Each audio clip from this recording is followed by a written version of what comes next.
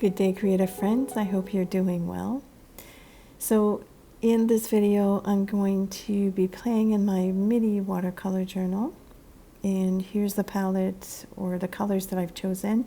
And you don't need to memorize this, of course. As usual, I will have the colors as well as all the other supplies listed in the description as well as in a pinned comment. Black is playing a very important part in this painting. I used it to shade the leaves and also to color block in the background for contrast. The thing about black is that it tends to be a flat color, and while I agree with that, I think it does fit well with this piece since the black that I chose is quite granulating. It's Lunar Black by Daniel Smith, and I find the texture makes it more lively and more interesting.